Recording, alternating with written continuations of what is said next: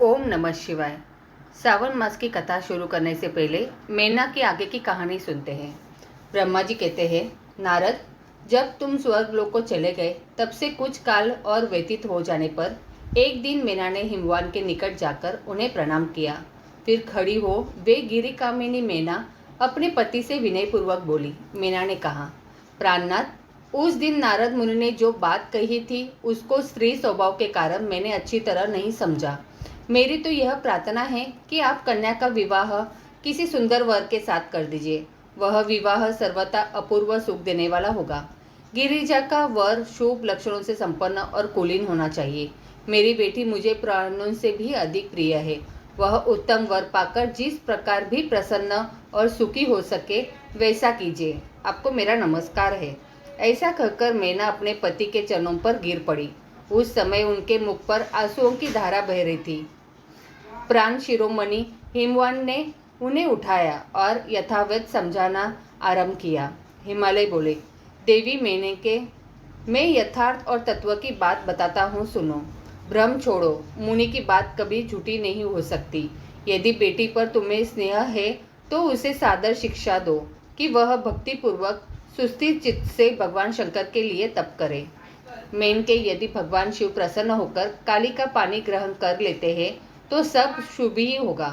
नारद जी का बताया हुआ अमंगल या अशुभ नष्ट हो जाएगा। शिव के समीप सारे अमंगल सदा मंगल रूप हो जाते हैं। इसलिए तुम पुत्री को शिव की प्राप्ति के लिए तपस्या करने की शीघ्र शिक्षा दो। ब्रह्मा जी कहते हैं, नारद, हिमवन की यह बात सुनकर मेना को बड़ी प्रसन्नता हुई। वे तपस्या में रुचि उत्पन्न करने के लिए पुत्री को उपदेश देने के निमित्त उसके पास गई, परंतु बेटी के सुकुमार अंग पर दृष्टिपात करके मेना के मन में बड़ी व्यथा हुई। उनके दोनों नेत्रों में तुरंत आंसू भर आए। फिर तो गिरिप्रिया मेना में अपनी पुत्री को उपदेश देने की शक्ति नहीं रह गई। अपनी माता की उस चेष्टा को पार्वती जी शीघ्र ही ताड़ गई। तब वे सर्वज्ञ परमेश्वरी कालिका देवी माता को बारंबार आश्वासन दे तुरंत बोली। पार्वती ने कहा, माँ, तुम बड़ी समझदार हो, मेरी यह बात सुनो। आज पिछले रात्रि के समय ब्रह्म मुहूर्त में मैंने एक स्वप्न देखा है, उसे बताती हूँ। माताजी स्वप्न में एक दयालु एवं तपस्वी ब्राह्मण ने मुझे शिव की प्रसन्नता के लिए उत्तम तपस्या करने का प्रसन्नता पूर्वक उपदेश दिया है। नारद, यह सुनकर मेनका ने शीघ्र अपने पति को बुलाया और पुत्री के देखे हुए स्वप्न को पूर्णता कह सुनाया। मेनका के मुख से पुत्री के स्वप्न को सुनकर गिरिराज हिमालय बड़े प्रसन्न हुए और अपनी प्रिय पत्नी को समझाते हुए बोले। गिरिराज ने कहा, प्रिय, पिछली रात में मैंने भी एक स्वप्न देखा है। मैं आदर पूर्वक उसे बताता हूँ, तुम प्रेम पूर्वक उसे सुनो। एक बड़े उत्तम तपस्वी थे। नारद जी ने वर के जैसे लक्षण बताए थे। उन्हीं लक्षणों से युक्त शरीर को उन्होंने धारण कर रखा था। वे बड़ी प्रसन्नता के साथ मेरे नगर के निकट तपस्या करने के लिए आए। उन्हें देखकर मुझे बड़ा हर्ष हुआ और मैं अपनी पुत्री को साथ लेकर उनके पास गया। उस समय मुझे ज्ञात हुआ कि नारद जी के बताए हुए वर भगवान शंभु यही है। तब मैंने उन तपस्वी की सेवा के लिए अपनी पुत्री को उपदेश देकर उनसे भी प्रार्थना की कि वे इसकी सेवा स्वीकार करें, परंतु उस समय उन्होंने मेरी बात नहीं मानी। इतने में ही वहाँ सांख्य और वेदांत के अनुसार बहुत बड़ा विवाद छिड़ गया। तदंतर उनकी आज्ञा से मेरी बेटी वही रह गई और अपने हृदय में उन्हीं की कामना रखकर भक्तिपूर्वक उनकी सेवा करने लगी। सुमुखी, यही मेरा देखा हुआ सपना है जिससे मैंने तुम्हें बता दिया। अंथा प्रिय, मैंने कुछ काल तक इस स्वप्न के फल की परीक्षा या प्रतीक्षा करनी चाहिए। इस समय यही उचित जान पड़ता है। तुम निश्चित समझो, यही मेरा विचार है। ब्रह्मा जी कहते हैं, मुनीश्वर, नारद ऐसा कहकर गिरिराज, हिमवान और मेनका शुद्ध हृदय से उस स्वप्न के फल की परीक्षा एवं प्रतीक्षा करने लगे। देवर्षे, शिव भक्त शिरोमणे, भगवान शंकर का यश परम पावन, मंगलकारी, भक्तिवर्धक और उत्तम है। तुम इसे आदर पूर्वक सुनो। दक्ष यज्ञ से अपने निवास स्थान कैलाश पर्वत पर आकर भगवान शंभु प्रिया वीर से कातर हो गए और प्राणों से भी अधिक प्यारी सती देवी का हृदय से चिंतन करने लगे। अपने पार्षदों को बुलाकर सती के लिए शोक करते हुए उनके प्रेम वर्धक गुणों का अत्यंत प्रीतिपूर्वक वर्णन करने लगे। यह सब उन्होंने सांसारिक गति को दिखाने के लिए किया। फिर गृहस्थ आश्रम की सुंदर स्थिति, तथा नीति रीति का परित्याग करके वे दिगंबर हो गए और सब लोकों में उन्मत्ति की भांति भ्रमण करने लगे। लीला कुशल होने के कारण विरह की अवस्था का प्रदर्शन करने लगे। सती के विरह से दुखित हो कहीं भी उनका दर्शन न पाकर भक्त कल्याणकारी भगवान शंकर पुनः कैलाश गिरी पर लौट आए और मन को यत्न पूर्वक एकाग्र करके उन्होंने समाधि लगा ली, जो समस्त दुखों का नाश करने वाली है। समाधि में वे अविनाशी स्वरूप का दर्शन करने लगे। इस तरह तीनों गुणों से रहित हो वे भगवान शिव चिरकाल तक सुस्थिर भाव से समाधि लगाए बैठे रहे। वे प्रभु स्वयं ही माया के अधिपति निर्विकार पर ब्रह्म हैं। तदंतर जब असंख्य वर्ष व्यतीत हो गए तब उन्होंने समाधि छोड़ी। उसके बाद तुरंत ही जो चरित्र हुआ उसे मैं तुम्हें बताता हूँ। भगवान शिव के ललाट से उस समय श्रम जनित पसीने की एक बूंद पृथ्वी पर गिरी और तत्काल एक शिशु के रूप में परिणत हो गई। मुने उस बालक के 4 भुजाएं थी, शरीर की कांति लाल थी और आकार मनोहर था। दिव्य द्युति से दीप्तिमान वह शोभाशाली बालक अत्यंत दुस्सह तेज से संपन्न था। तथापि उस समय लोकाचार परायण परमेश्वर शिव के आगे वह साधारण शिशु की भांति रोने लगा। यह देख पृथ्वी भगवान शंकर से भयमान उत्तम बुद्धि से विचार करने के पश्चात सुंदरी स्त्री का रूप धारण करके वही प्रकट हो गई। उन्होंने उस सुंदर बालकों को तुरंत उठाकर अपनी गोद में रख लिया और अपने ऊपर प्रकट होने वाले दूध को ही स्तन्य के रूप में उसे पिलाने लगी। उन्होंने स्नेह से उसका मुंह चूमा और अपना ही बालक मान हंस हंसकर उसे खिलाने लगी। परमेश्वर शिव का हित साधन करने वाली पृथ्वी देवी सच्चे भाव से स्वयं उसकी माता बन गई। संसार की सृष्टि करने वाले परम कौतुकी एवं विद्वान अंतर्यामी शंभु वह चरित्र देखकर हंस पड़े और पृथ्वी को पहचानकर उनसे बोले, धरनी तुम धन्य हो, मेरे इस पुत्र को प्रेम पूर्वक पालन करो। यह श्रेष्ठ शिशु मुझ महातेजस्वी शंभु के श्रम जल से ही तुम्हारे ही ऊपर उत्पन्न हुआ है। वसुदेव, यह प्रियकारी बालक यद्यपि मेरे श्रम जल से प्रकट हुआ है, तथापि तुम्हारे नाम से तुम्हारे ही पुत्र के रूप में इसकी ख्याति होगी। यह सदा त्रिविध तापों से रहित होगा, अत्यंत गुणवान और भूमि देने वाला होगा।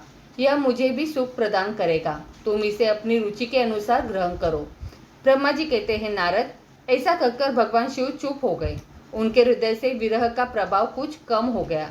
उनमें विरह क्या था? वे लोकचार का पालन करने रहे थे। वास्तव में सत्पुरुषों के प्रिय श्री रुद्रदेव निर्विकार परमात्मा ही है। शिव की उपयुक्त आज्ञा को शिरोधार्य करके पुत्र सहित पृथ्वी देवी शीघ्र ही अपने स्थान को चली गई। उन्हें आत्यंतिक सुख मिला। वह बालक भौम नाम से प्रसिद्ध हो युवा होने पर तुरंत काशी चला गया और वहां उसने दीर्घकाल तक भगवान शंकर की सेवा की। विश्वनाथ जी की कृपा से ग्रह की पदवी पाकर वे भूमि कुमार शीघ्र ही श्रेष्ठ एवं दिव्य लोक में चले गए, जो शुक्र लोक से परे है। ब्रह्मा जी कहते हैं, नारद, हिमवान की पुत्री लोक पूजित शक्ति स्वरूपा पार्वती हिमालय के घर में रहकर बढ़ने लगी। जब उनकी अवस्था 8 वर्ष की हो गई तब सती के विरह से कातर हुए शंभु को उनके जन्म का समाचार मिला।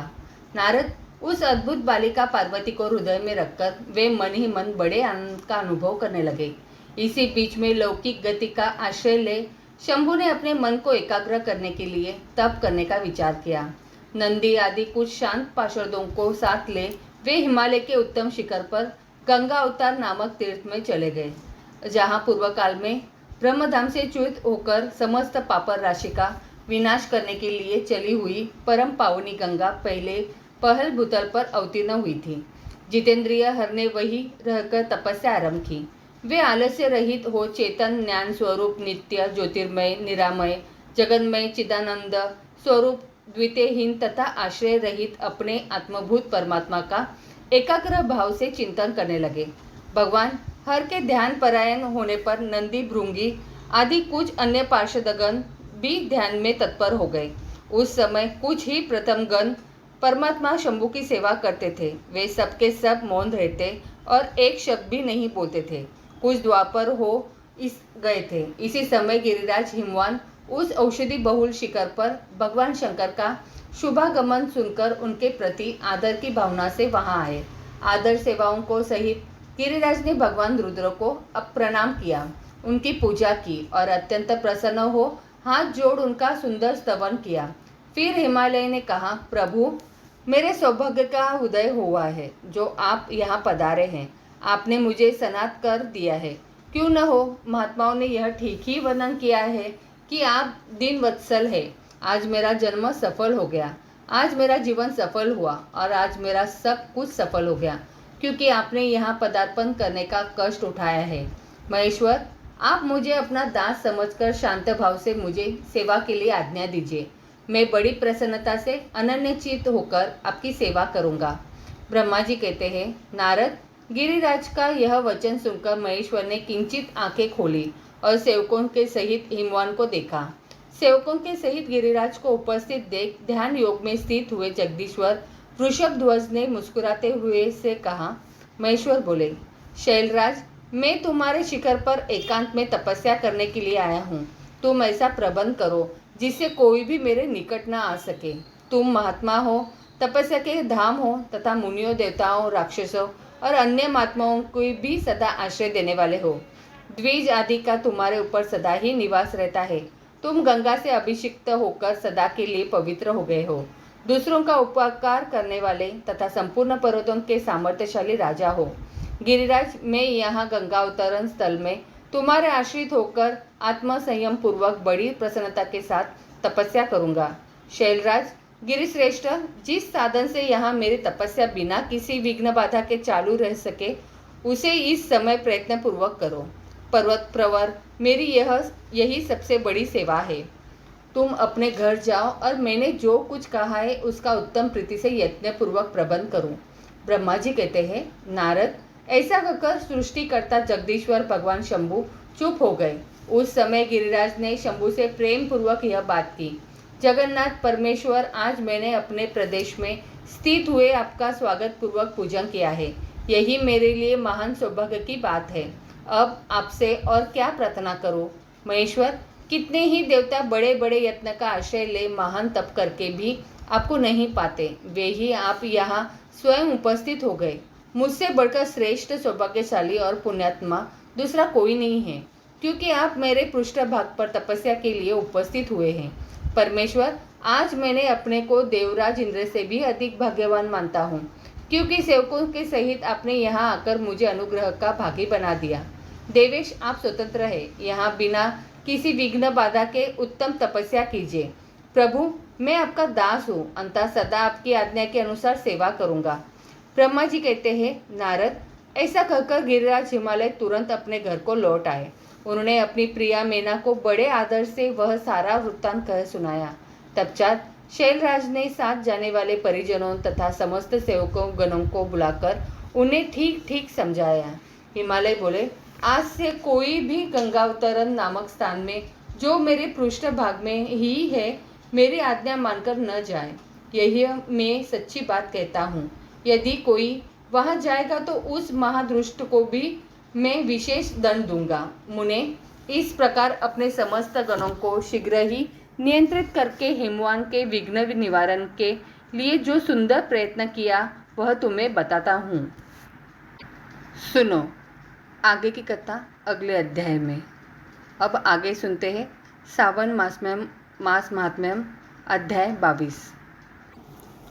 ईश्वर बोले, हे मुनि श्रेष्ठ, श्रावण मास में कृष्ण पक्ष की चतुर्दशी तिथि के दिन सभी वांछित फल प्रदान करने वाला संकष्टहरण नामक व्रत करना चाहिए।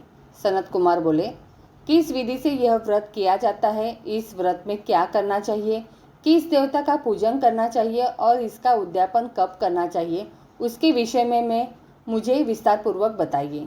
ईश्वर बोले, चतुर्थी के दिन प्रातः उठकर दंत बधावन करके इस संकष्टहरण नामक शुभ व्रत को करने के लिए यह संकल्प ग्रहण करना चाहिए।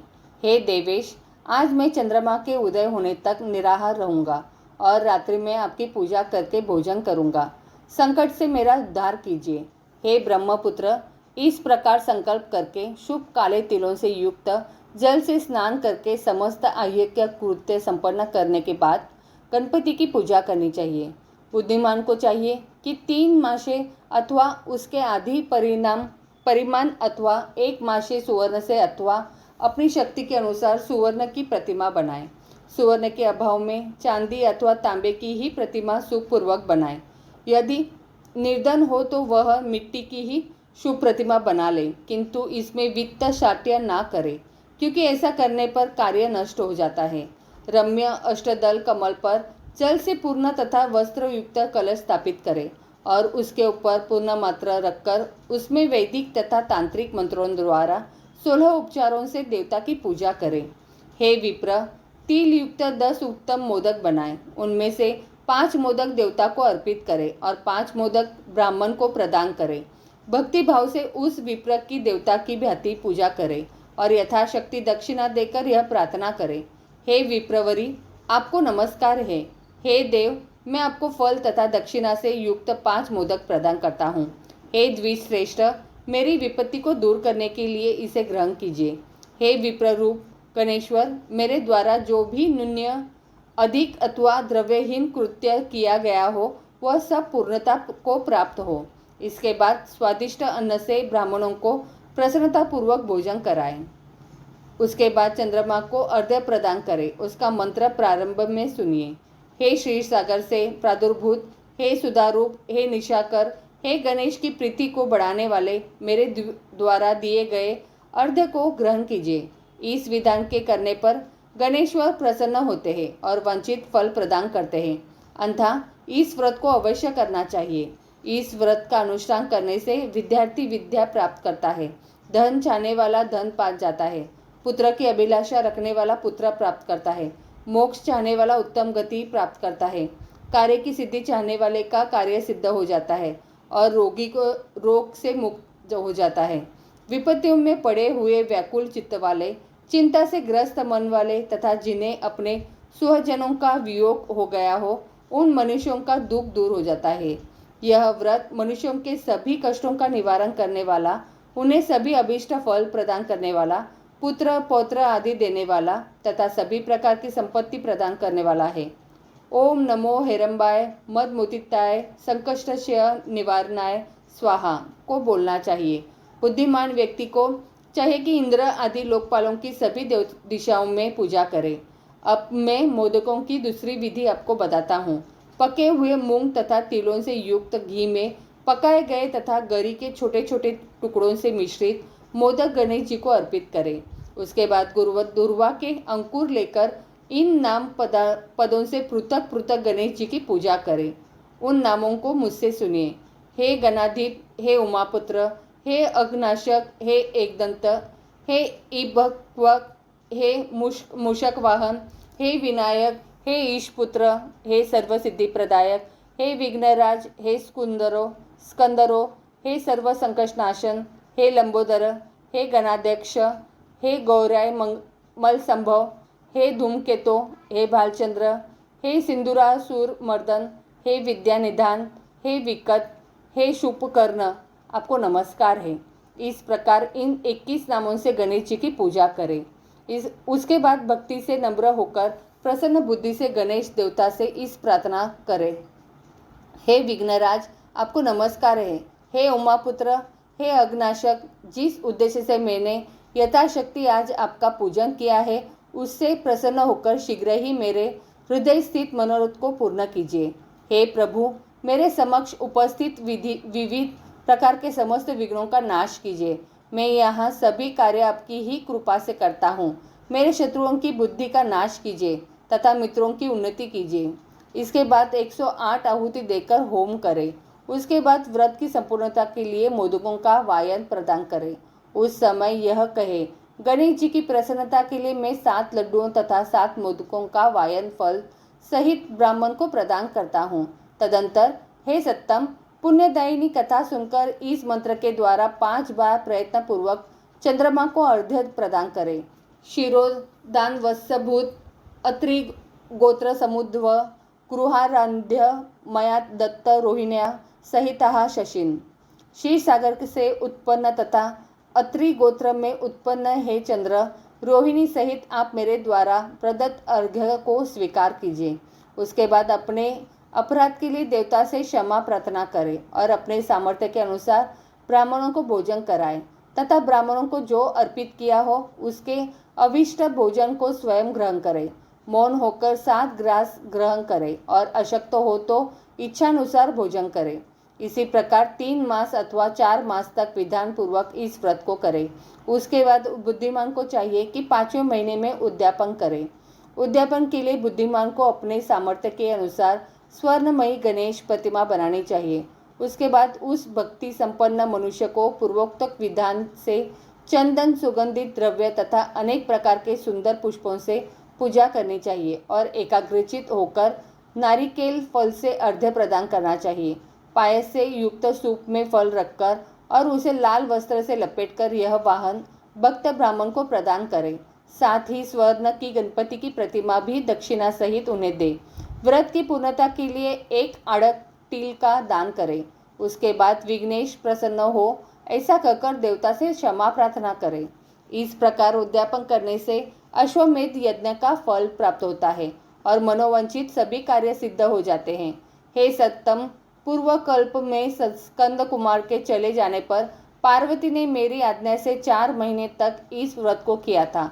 तब 5वें महीने में पार्वती ने कार्तिकेय को प्राप्त किया था। समुद्र पाने के समय अगस्त्य जी ने इस व्रत को किया था और 3 माह में विघ्नेश्वर की कृपा से उन्होंने सिद्धि प्राप्त कर ली है। हे विपेंद्र, राजा नल के लिए दंपति ने 6 महीने तक इस व्रत को किया था। तब नल को खोजती हुई दंपति को वे मिल गए थे। जब चित्रलेखा अनिरुद्ध को बाणानुसार के नगर में ले गई थी, तब वह कहाँ गया और उसे कौन ले गया, यह सोचकर प्रद्युम्न व्याकुल हो गए थे। उस समय प्रद्युम्न को पुत्र शोक से पीड़ित देखकर रुक्मिणी ने प्रेम पूर्वक उससे कहा, हे पुत्र, मैंने जो व्रत अपने घर में किया था उसे मैं बताती हूँ, इसे ध्यान पूर्वक सुनो। बहुत समय पहले जब राक्षस तुम्हें उठा ले गया था, तब तुम्हारे वियोगजन्य दुख के कारण मेरा हृदय विदीर्ण हो गया था। मैं सोचती थी कि मैंने अपने पुत्र का अति सुंदर मुख कब देखूंगी। उस समय अन्य स्त्रियों के पुत्रों को देखकर मेरा हृदय विदीर्ण हो जाता था कि कहीं अवस्था साम्य से यह मेरा ही पुत्र तो नहीं। इसी चिंता में व्याकुल हुए मेरे अनेक वर्ष व्यतीत हो गए। तब मैं देवयोग में से लोमश मुनि से घर आ गए। उन्होंने सभी चिंताओं को दूर करने वाला संकट चतुर्थी का व्रत मुझे विधि पूर्वक बताया और मैंने 4 महीने तक इसे किया। उसी के प्रभाव से तुम शंबरासुर को युद्ध में मार कर आ गए। अंथा ये पुत्र, इस व्रत की विधि जानकर तुम भी इसे करो, उससे तुम्हें अपने पुत्र का पता चल जाएगा। हे विप्र, प्रद्युम्न ने यह व्रत करके गणेश जी को प्रसन्न किया। तब नारद जी से उन्होंने सुना कि अनिरुद्ध बाणानुसार के नगर में है। इसके बाद बाणानुसार के नगर में जाकर उससे अत्यंत भीषण युद्ध करके और संग्राम में शिव सहित बाणासुर को जीतकर पुत्र वधु सहित अनिरुद्ध को प्रद्युम्न घर लाए थे। हे मुने, इसी प्रकार अन्य देवताओं तथा असुरों ने भी विघ्नेश की प्रसन्नता के लिए यह व्रत किया था। हे सनत कुमार, इस व्रत के समान सभी सिद्धियों देने वाला इस लोक में कोई भी व्रत, तप, दान और तीर्थ नहीं है। बहुत कहने से क्या लाभ, इसके तुल्य कार्य सिद्ध करने वाला दूसरा कुछ भी नहीं है। अभक्त, नासिक्त तथा सठ को इस व्रत का उपदेश नहीं करना चाहिए, अपितु पुत्र, शिष्य, श्रद्धालु तथा सज्जनों को इसका उपदेश करना चाहिए। हे विप्रेश, हे धर्मिष्ठ, हे विधिनंदन, तुम मेरे प्रिय हो तथा लोकोपकार करने वाले हो, अंततः मैंने तुम्हारे लिए इस व्रत का उपदेश किया है। इस प्रकार श्री स्कंद पुराण के अंतर्गत ईश्वर सनत कुमार संवाद में श्रावण मास माध्यम में चतुर्थी व्रत कथन नामक 22वां अध्याय पूर्ण हुआ। तो बोलो प्रेम से हर हर महादेव।